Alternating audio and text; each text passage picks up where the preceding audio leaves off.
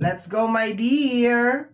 My dear Virgo, first 15 days of February 2024. First 15 days, this is from February 1 hanggang February 15, 2024. General reading. Ulitin ko mga my dear, ang gagawin natin ngayon na general reading. So hindi po ito 100% na mag-resonate para sa ating lahat. So please, lower your expectation pagdating po sa mga general reading. Okay, my dear Virgo, 4 na set ng cards ang gagamitin natin para sa reading na ito. Umpisa natin yung reading mo, my dear, dito sa card na ito.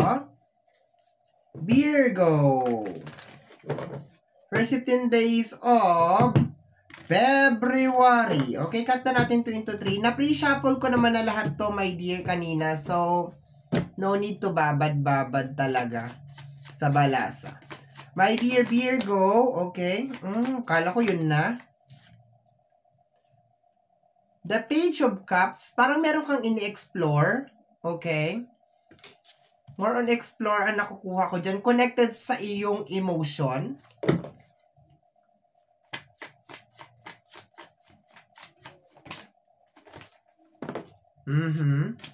The King of Swords. And the Three of Wands. Okay. Para ka dito nagpipigil, my dear. Yun na nakukuha ko. Alam mo yung typical na masaya ka, pero para nagpipigil ka. Yun na nakukuha ko dyan. Pakiramdam ko, my dear, parang makakalaya ka na isang sitwasyon na masalimuot. Yung saya niya, my dear, is nasa loob. Parang ganun.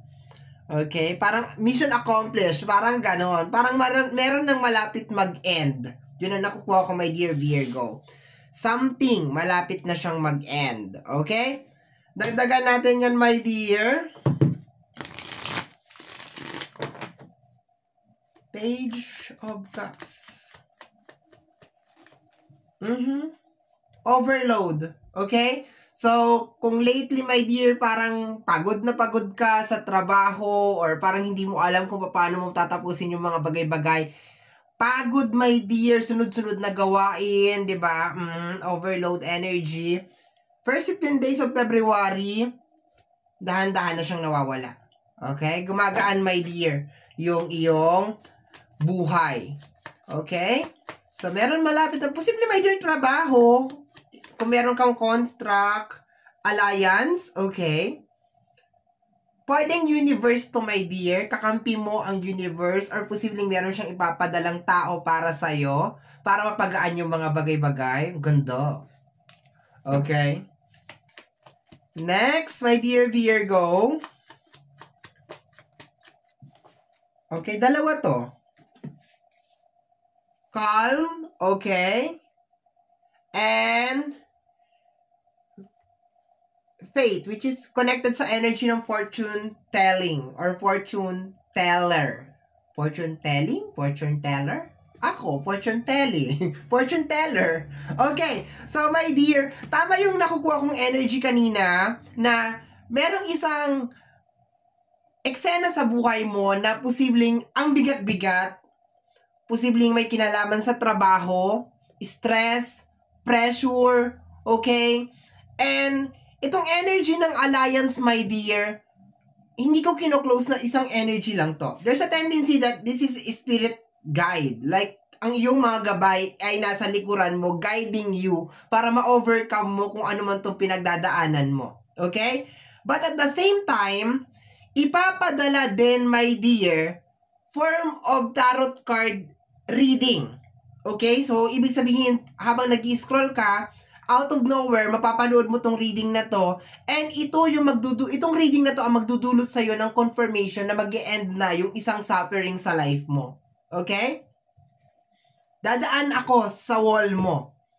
Hindi inaasahan. Dadaan ako sa wall mo, and then, as soon as marinig mo yung words na sasabihin ko, this reading, mako-confirm na this is it. Matatapos na itong journey na pinagdadaanan ko. Yeah, like, you are the master of your life. Parang ganon.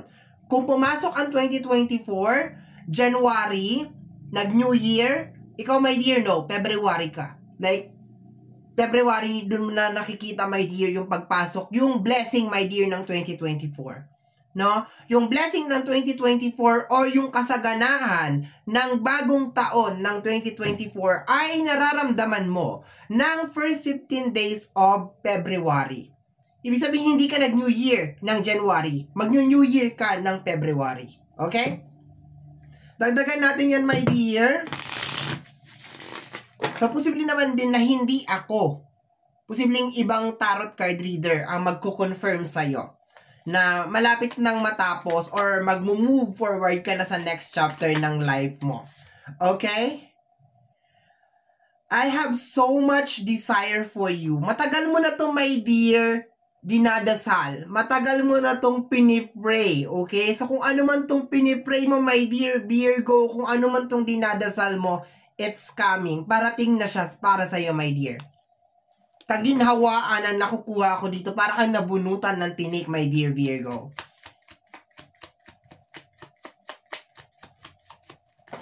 Okay? Dalawa na to.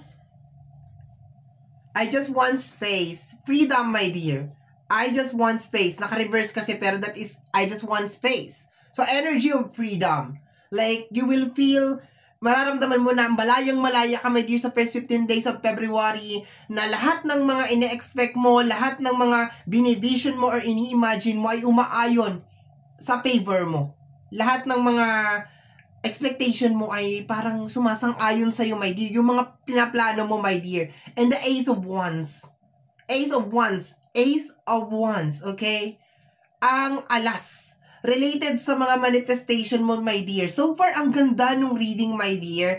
Kasi kino-confirm lang nito, my dear, na meron kang mga problema sa trabaho, sa personal na buhay mo, my dear, na mag-i-end na siya, my dear. Nararamdaman mo yung ending. Ibig sabihin, the universe, ang ating buong may kapal, our spirit guides, is telling you, reaching out sa'yo, my dear Virgo, pinararamdam sa'yo, my dear Virgo, na sige, i-push mo lang ng i-push, malapit ng matapos. Parang ganon. Okay?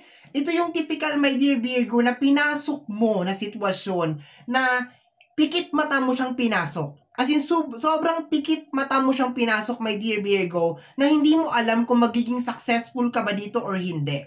But, pagtungtong ng first 15 days of February, my dear Virgo, this is it, kalamansi. Nararamdaman mo na, my dear, na yes, I made the right decision. Tama yung ginawa kong desisyon na i-push ko to maski mahirap, nasubukan ko to maski mahirap, kasi eto na, dahan-dahan nang nilalatag sa akin ng universe yung mga result, yung outcome ng lahat ng iyak, lahat ng pagod, lahat ng puyat ko. So therefore, my dear, your angels, your guide is pushing you na, sige, my dear Virgo, ipagpatuloy mo na kasi malapit na matapos. Okay? Makakahinga ka na, matatapos na yung problema mo, and kung meron ka mang isa na gustong-gusto mo, my dear, like talagang minamanifest mo talaga siya, my dear, ibibigay siya sa'yo. Pera, karangyaan, diba? Kung ano yung gusto mo, mararamdaman mo, my dear, you are attracting it. Ina-attract mo siya, my dear. Okay? Additional cards tayo, additional message. Let me see, my dear.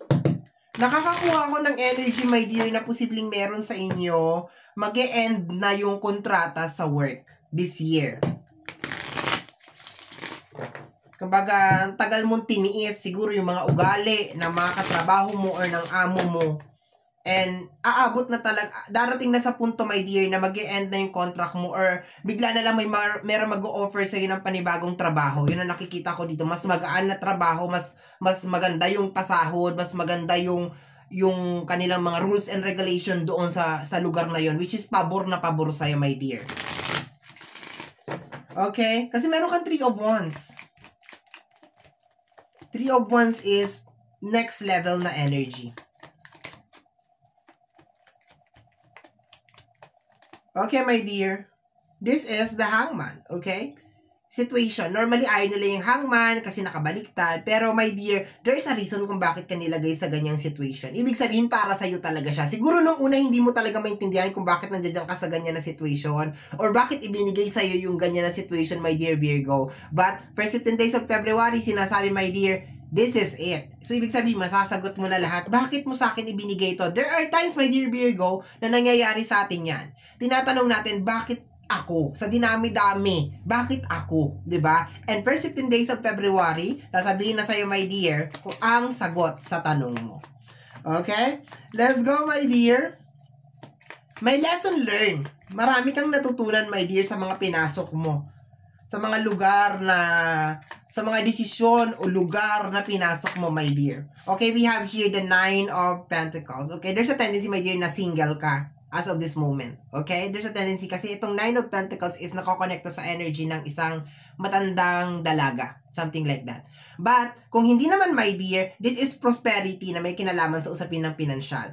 Hangman and the 9 of Pentacles together is energy of prosperity or ending. No? Ibig sabihin, yung pagkakabaliktad mo sa energy ng hangman is mag-e-end na siya. Masusuklian na siya, my dear. Ibig sabihin, lahat ng hirap, pagod, sakripisyo mo, masusuklian na siya. Okay? Let's go. The 10 of Pentacles. After 9, of course, 10. Kasaganaan, including your family. Kasama ang pamilya mo, my dear. Especially kung priority mo talaga ang pamilya, kasama sila, of course. Kasaganahan. Energy of providing dito, my dear. So, there's a tendency na baka hindi ka na masyadong mahirapan na mag-provide for 15 days. Mag-uumpisa na yung cycle na hindi ka na masyadong hirap, hindi ka na masyadong stress, kasi umaayon na, my dear, sa'yo ang panahon. Okay, my dear Virgo.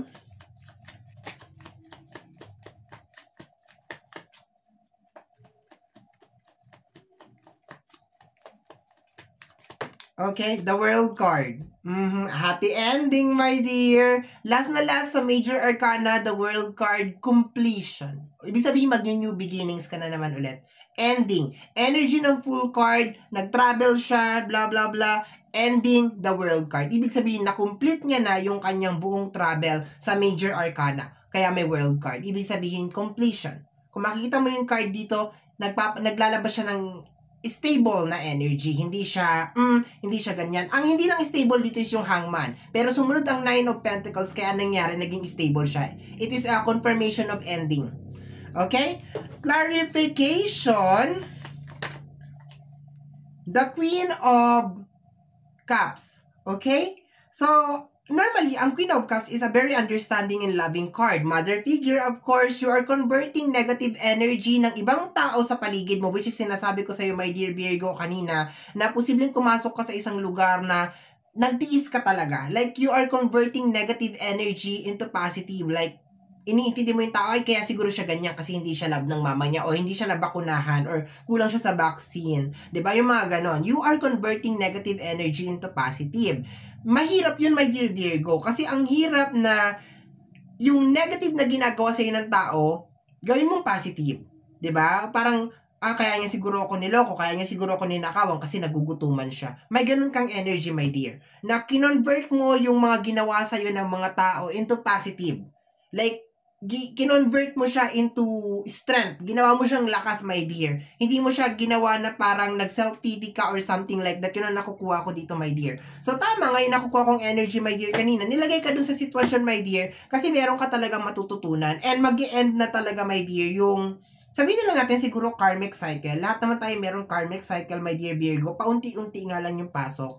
So, I think, my dear, mag-e-end na yung karmic cycle mo, my dear, first 15 days of February. Congratulations, okay? Just in case, tinatanong mo, bakit ako? Bakit sa dinami-dami ng tao? Bakit ako? There's a reason kung bakit. And masasagot mo na siya very, very soon. Okay? My dear Virgo, okay?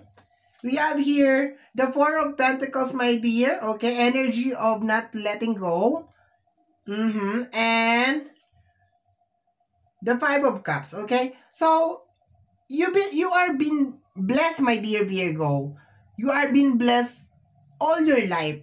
Pinagpala ka, my dear. Nagkataon lang siguro, my dear, na nakasalamuha, meron ka mga nakasalamuha mga tao talaga na talagang, alam mo yun, masyado nilang highlight yung mga negative energy. No, yun ang nakukuha ko lang dito. But so far, yung iba talaga sa inyo, hindi pa rin talaga nakaka-move on. Kagaya nga ng sinabi ko sa inyo, my dear, hindi ka pa nakaka-move on from the pain and question mo pa rin talaga bakit ikaw ang nakaramdam ng lahat ng yon. But ang kagandahan lang kasi dito, my dear, kahit hindi ka pa talaga as in 100% nakaka-move on, my dear Virgo, kinonvert mo kasi yung negative energy into positive. Ginawa mo siyang gasolina, my dear, para maka-move forward ka. Hindi mo hinawakan yung negative energy, my dear Virgo, para may stuck ka dun sa situation mo. So, anong nangyari, my dear, lahat ng ginawa sa'yo ng mga tao, kinonvert mo into fuel. Like, gasolina mo, my dear, to move forward para umandar yung sasakyan mo. Yun ang nangyari. Marami sa inyo, my dear, ang nandoon pa rin. Like, still questioning kung bakit ako, sa dinami-dami ng tao, bakit ako, ganyan-ganyan. But, ang good lang na ginawa mo dito, my dear Virgo, is hindi mo to ginawang weight or parang pabigat sa buhay mo. Bagkos ginawa mo tong motivation. 'Di ba? Ginawa mo tong motivation para maka-move forward ka. Last card.